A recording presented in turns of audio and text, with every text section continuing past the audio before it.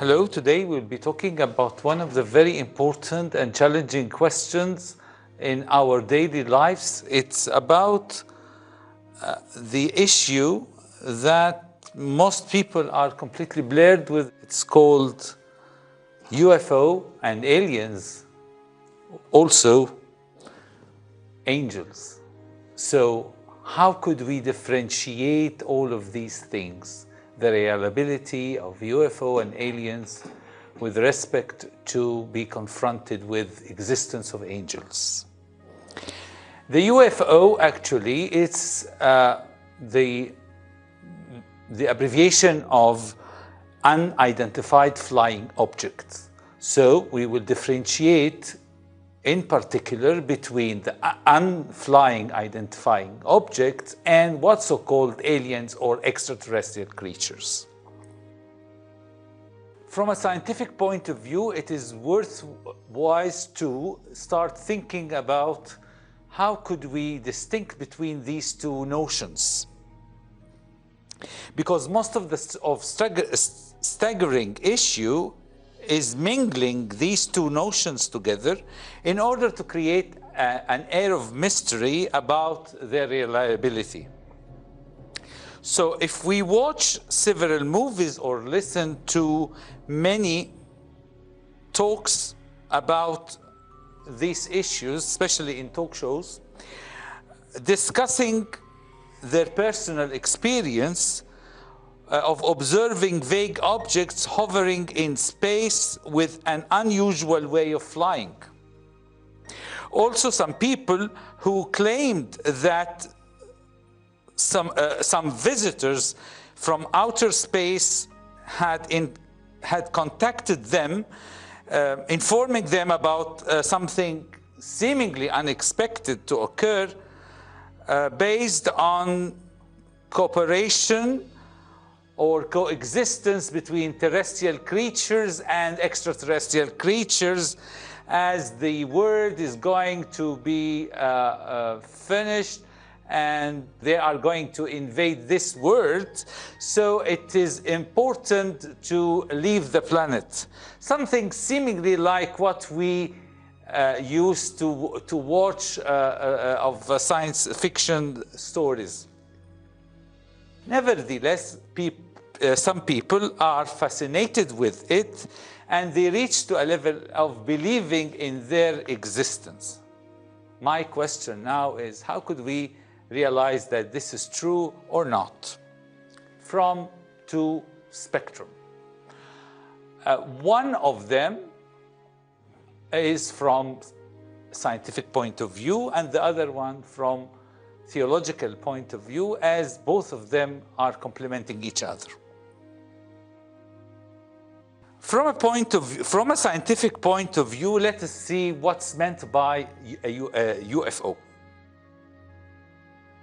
According to this, when we think of what is so-called a UFO, actually it could be such a scientific experiment that made as a secret plan by superpowers to find out some solutions or to test unified field theories or making some simulations for holographic three-dimensional techniques, something to be considered on their national security to deter their opponents. For this reason, people may observe, the innocent people or people who have no idea about the new techniques of aviation, they become surprised from that strange phenomenon. The other part is theologically, and we have to bear in our mind that when Satan is going to tempt us, he will not use the old techniques that he has accustomed to follow it when he went to tempt our Lord Jesus Christ by showing him the word in a moment of time, thinking that this is a supernatural ability to let him worship him. And that's why our Lord Jesus Christ told him, go away, Satan, to the Lord you should only worship. Or also, you can see him in some scenes from the stories of our saints, those who appeared to them in the wilderness in different shapes, figures, in order to deter them or to keep them in sense of fearness, and that itself is no longer valid in our daily lives. Why? Because for the first thing, the temptation which was done for our Lord Jesus Christ, we can see the word now from our mobile or by applying a Google Earth. So as we know now by Google Earth, we can see everything in the word at the moment. So this kind of technique should be changed.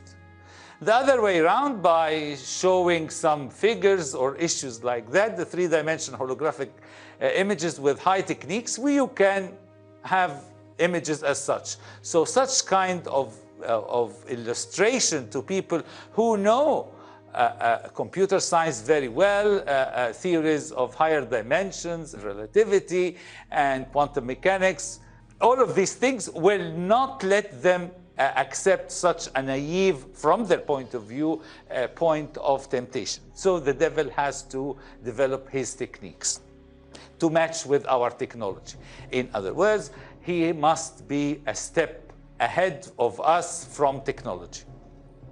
One of the techniques is to focus on something very new that people are used to apply it nowadays, is exploration of space. And when we talk about exploration of space and spaceships that are going to visit some planets and make landing on them, so it is nice to drag people's attention that they could face some other creatures or some other civilizations that match with their needs, especially when I say match with their needs, to the people who are believing in theory of evolution and trying to feed the whole society and most of elite communities with this fake theory by enhancing new ideas. And one of the good ideas that should be enhanced in such a trend is applying what's so called the concept of forming aliens or extraterrestrial creatures as an extension of implementing theory of evolution. So as they claim that theory of evolution evolves here on Earth as an extension to get a super species or different type of species, higher in cognitive ideas than the humans, those aliens could be one of their lost prey. So I'm just telling you how could Satan prepare his plan for attacking us. Beware of his techniques. These things are also satanic actions. So no aliens in space. And we will show that this thing can arise from two perspectives. If we agree that there are some aliens in space, let us divide the space into two main regions. I mean, when I say the space, the whole universe, including galaxies, clusters, interstellar material, medium, or all of these things. The first part is the place where elementary particles are formed. How could we transform energy into mass? In other words, implementing theory of relativity by making that energy can generate mass, and then we need very sophisticated and large accelerators in the universe in order to produce such a small particle like a proton. So in order to increase its mass, you need to accelerate this elementary particle, this proton, along the whole solar system to gain more mass. And in that case, you need about 10 to the power 15 giga electron volt, a huge amount of energy that cannot be performed on Earth. So this huge accelerator that we think it is a divine made accelerator can only achieve to produce one small proton. Another thing is that the core of stars are formed to make nuclei of heavy elements and usual elements. I mean sodium, potassium, lithium, oxygen, nitrogen, all of these compounds in our periodic table are formed in the core of the stars. I mean that the nuclei, their nuclei are formed in those cores, producing what we call it a nuclear reactions. And from this nuclear reaction, we reach to find the nuclei of every atom. Then in the vast universe, these nuclei can interact with the electrons, the free electrons in the universe, to produce a stable atom, like any of the ones that we know it from chemistry. This is good. So we also, in this case, find regions having water. So water cannot be only localized on Earth, but it is spreading along the whole universe, especially within the interstellar medium. So we have now water, we have molecules, and the most surprising thing that I'm going to mention it, that is from the fallen meteorites. Scientists figure out that there are some glimpses of biology in terms of microorganisms coming from those meteorites. So we can figure out that there are some types of planets, not like our planets, but types of planetary systems that may cause life on them. So in this case, we have no confrontation with the Bible, because we know that plants are formed in the third day, while sun was created in the fourth day. So plants are formed before the sun, and that is no contradiction with the Bible. This sounds good. Now, this whole universe is concentrating on forming atoms, elementary particles, and some molecules, as well as compound, in order to be ready for humans or for the whole mankind. How could we know that in the midst of this complexity of stars and planets and galaxies, that we are the only ones? There was a famous equation called Drake equation. It was starting with knowing the possible number of civilizations that may be found in our galaxy. Let us change it to a little thing, to be a bit complicated, to take not only in our galaxy, but in the whole universe.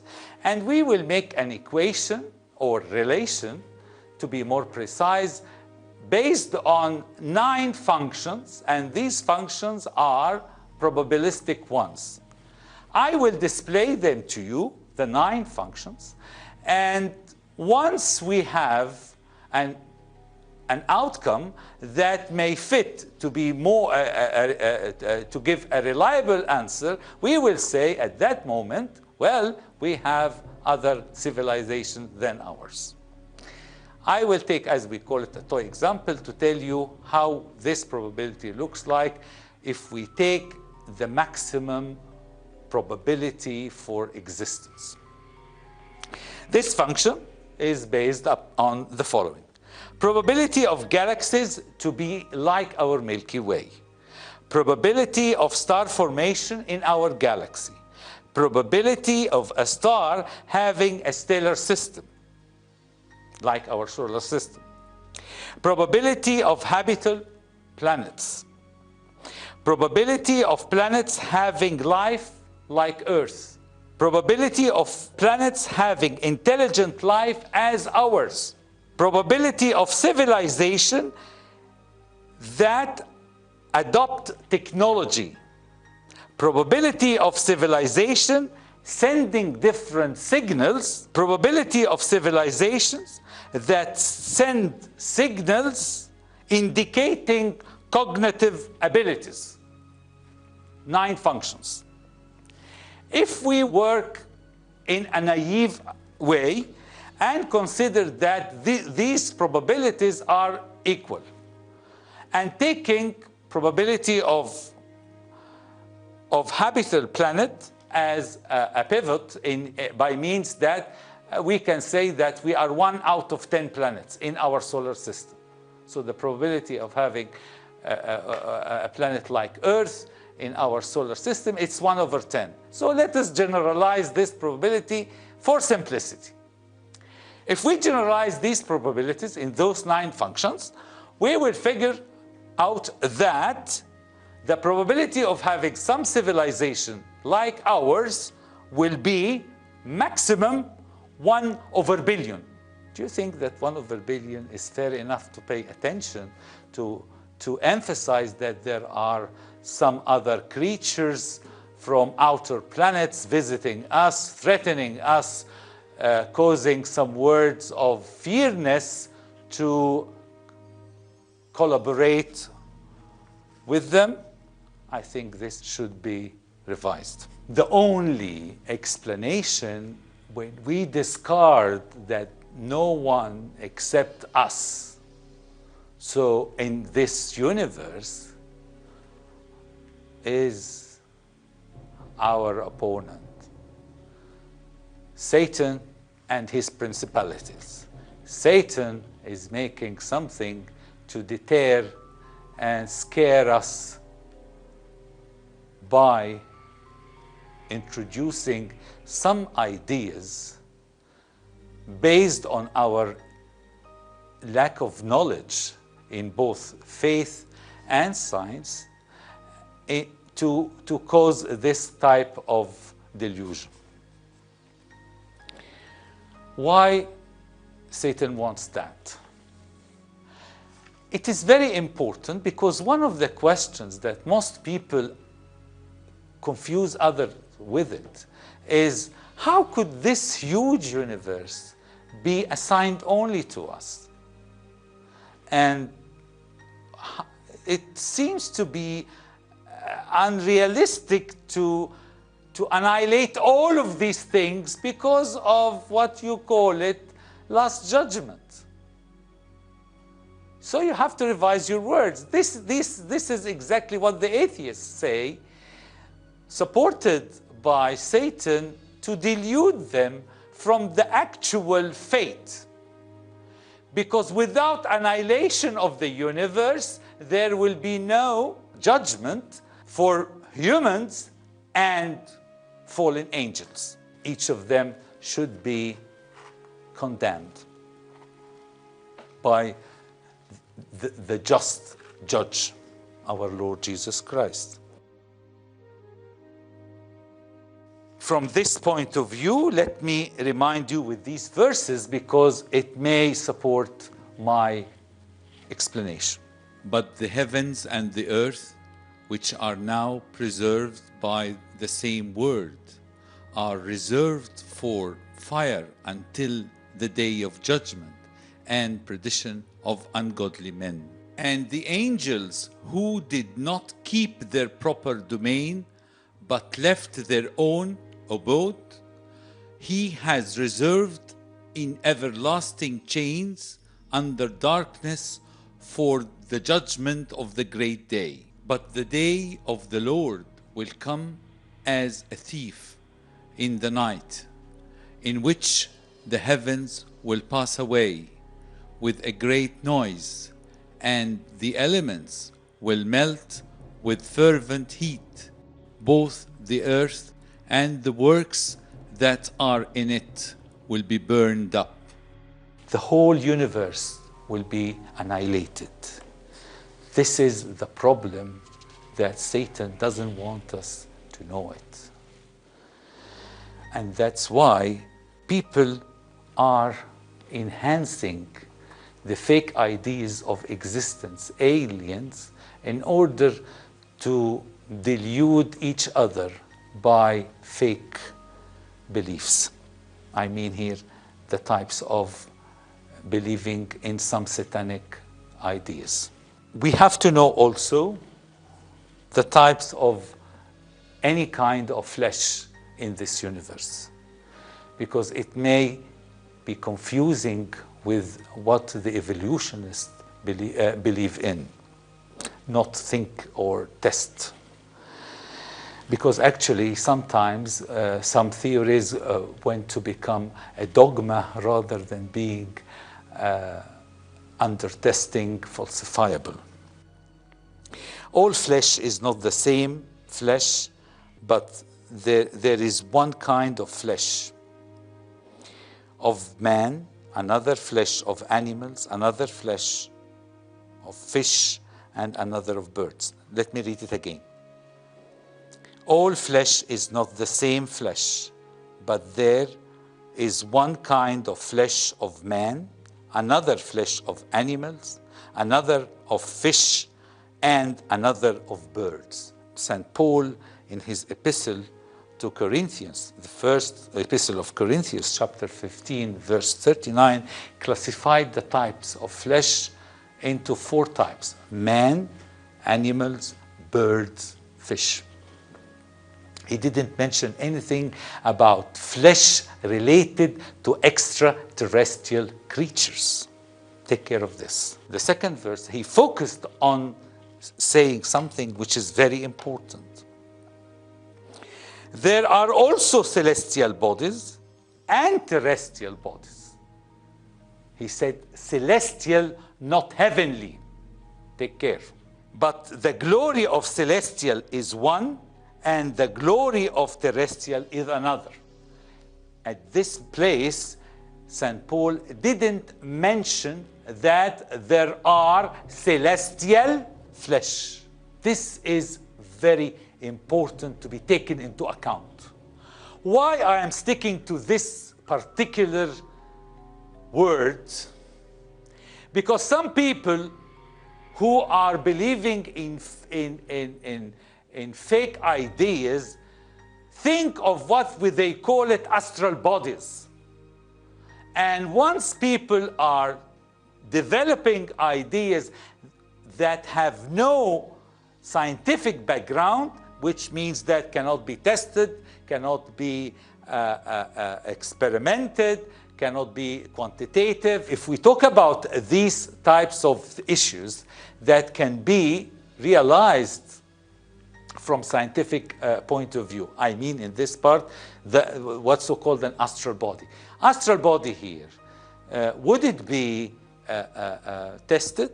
Would it be quantitative? When we talk about the reliability of astral bodies, we have to bear in our minds that those astral bodies are not satisfying the scientific way for testing existence of any object. Just crystal clear. So if anyone talks about transformation of from terrestrial body into astral bodies, oh, this is no longer science. You are dragging yourself into satanic beliefs. Take care. Finally, I would like to remind you with something. In Deuteronomy 29:29, the Lord said the following: the secret of things belong to the Lord, our God, but those which are revealed belong to us and to our children forever, that we may do all words of this law.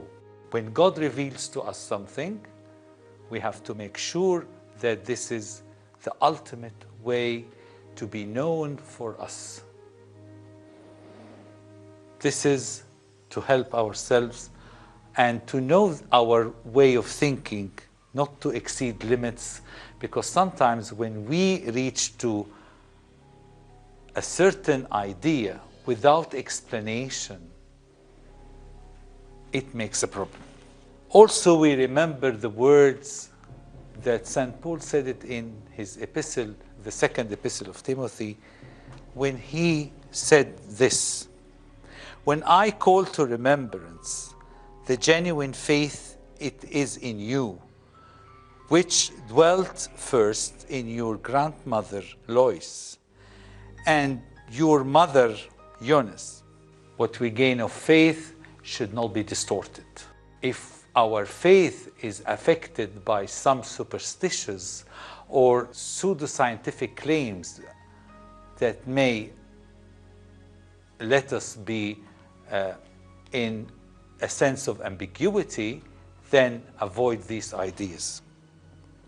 Finally, remember the God's promise to the angel of Philadelphia.